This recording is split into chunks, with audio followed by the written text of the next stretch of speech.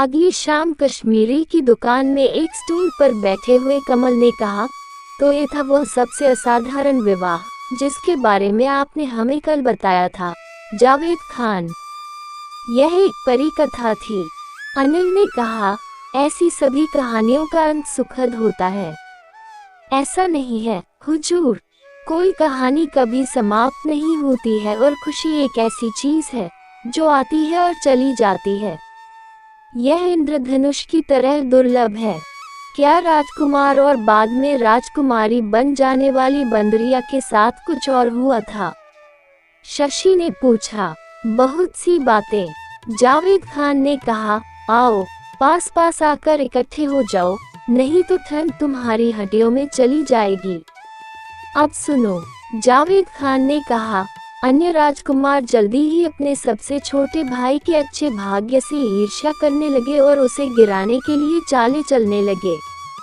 एक दिन उन्होंने उससे कहा, भाई तुम्हारी पत्नी एक परी है, लोगों की एक ऐसी नस्ल से संबंधित है जो अपने अविश्वसनीय और शैतानी तरीकों के लिए प्रसिद्ध है।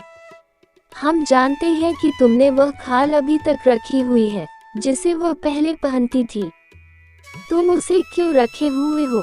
तुम कभी नहीं जान सकते कि कब उसका मन बदल जाए और वह फिर से बंदरिया बन जाए। हमारा सुझाव है कि जितना जल्दी संभव हो उस खाल को नष्ट कर दो। राजकुमार ने उनके सुझाव पर सोचा और ये देखते हुए कि उनकी बात में दम है, उसने वह खाल निकाली और जलती हुई आग में झोंक दी।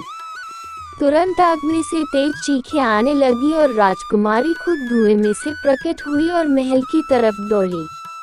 और उसके बाद पूरा महल, बाग और हर वह चीज जो परी अपने साथ लाई थी एक साथ गायब हो गए।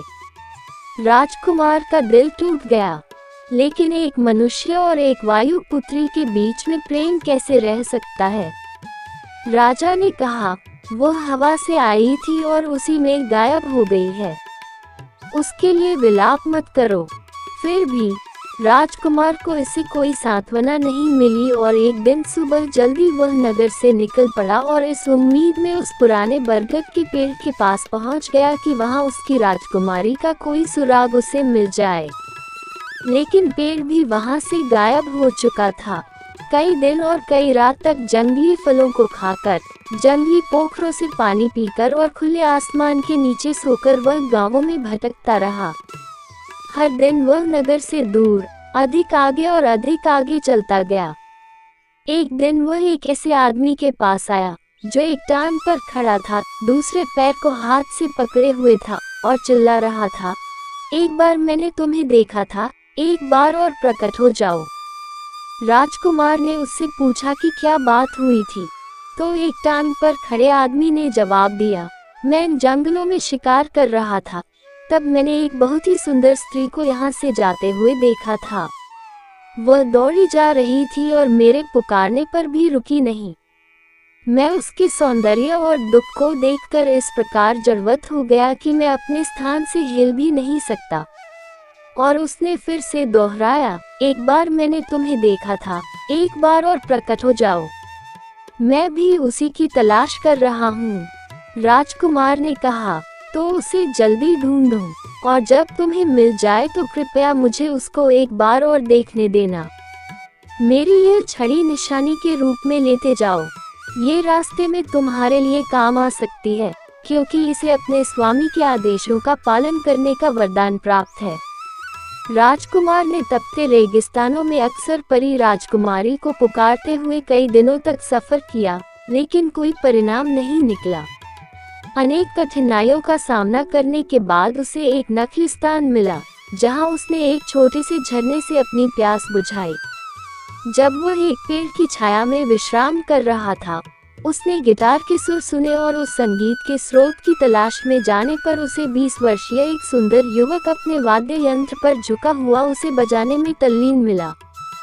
संगीत इतना मधुर था कि पक्षी भी खामोश हो गए थे। युवक ने बजाना समाप्त किया और एक लंबी सांस ली और कहा, एक बार मैंने तुम्हें देखा था, एक बार और प्रकट हो जाओ।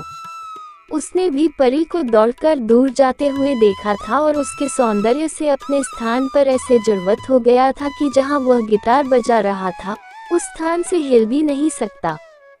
संगीतकार ने राजकुमार को अपना गिटार दे दिया और उससे कहा कि इसमें इसका संगीत जहां तक सुना जाएगा वहां तक किसी भी चीज को आकर्षित करने की क्षमता थी।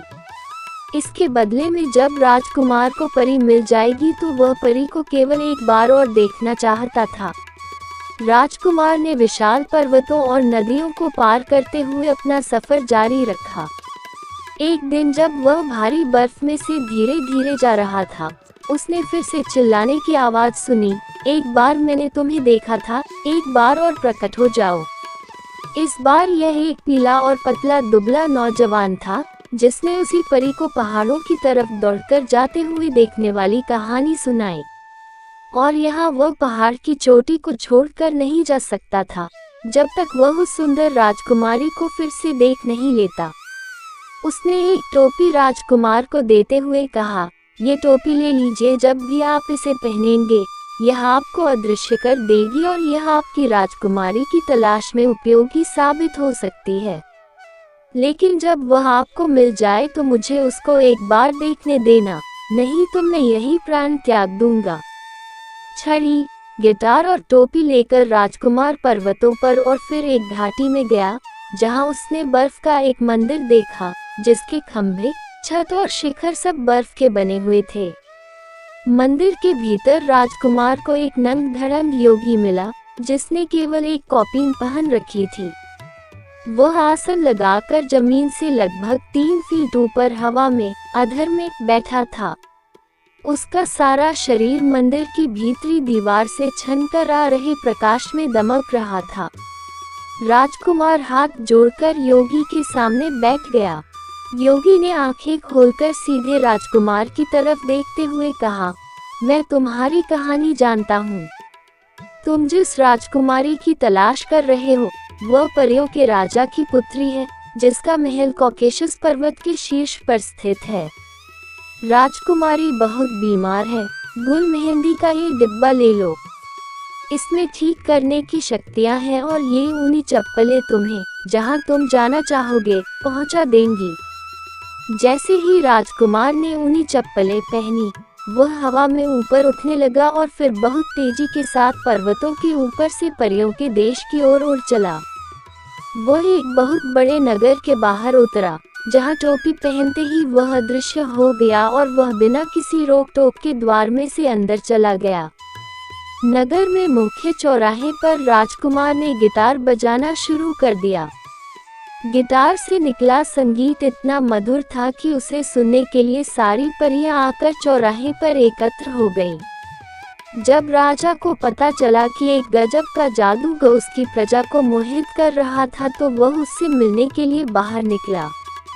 वह उसके संगीत से इतना प्रभावित हुआ कि वह राजकुमार के सामने अपने घुटने टेक कर बोला, मेरी पुत्री कई महीनों से बीमार पड़ी है।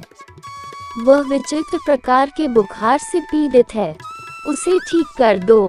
मैं आपसे विनती करता हूँ क्योंकि वह मेरी आंखों की रोशनी और मेरे बुढ़ापे की आशा है।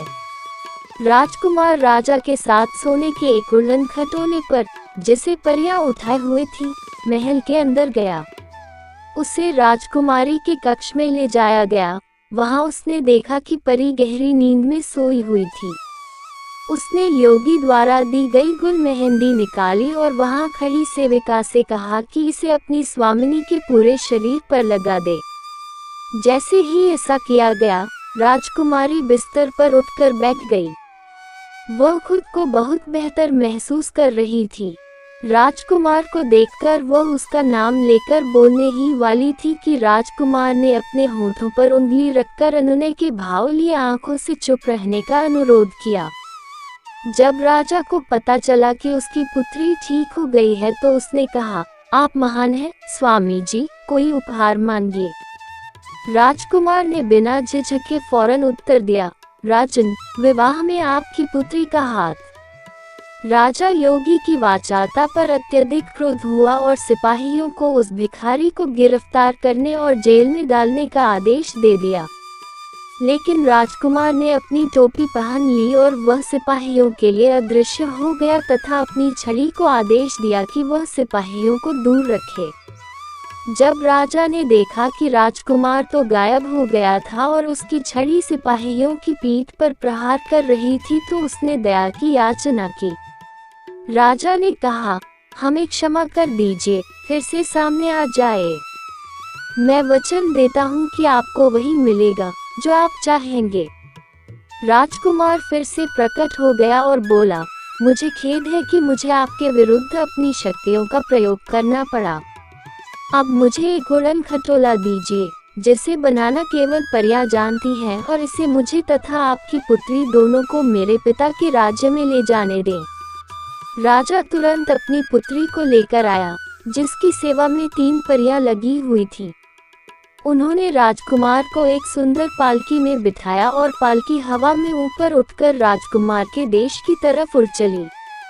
शशि ने पूछा, लेकिन एक टांग पर खड़े आदमी और दूसरे जिन्होंने उसकी मदद की थी, उनका क्या हुआ? अरे हाँ, उनके बारे में तो मैं लगभग भूल ही गया था, जावेद खान ने जोड़ा। लेकिन राजकुमार नहीं भूला था।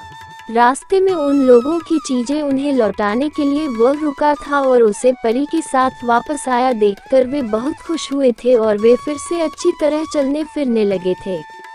थोड़ी देर सोचने के बाद जावेद खान ने कहा, वे वापसी में राजकुमार के साथ ही उसके राज्य में गए। वहां उन्होंने उन 3 परियों से विवाह किया जो राजकुमारी की दासियां थीं, और वे सब हमेशा खुशी खुशी रहने लगे। तो आखिरकार अंत सुखद हुआ। अनिल बोला। अब कमल ने पूछा, उन ईर्ष्यालु भाइयों का क्या हुआ? जहाँ तक राजकुमार के भाइयों की बात है, जब उनके पिता राजा को उनके द्वारा की गई शैतानी का पता चला तो वह इतना क्रोध हुआ कि उसने उन्हें उत्तराधिकार से वंचित कर दिया और उन्हें जेल में डाल दिया गया होता अगर सबसे छोटे राजकुमार ने राजा को उन्हें माफ करने के लिए मनाया नहीं होता। उन्हें माफी दे दी गई और उनके लिए उपयुक्त पेंशन तय कर दी गई। और अब मेरे दोस्तों, अब तुम सबके घर जाने का समय हो गया है।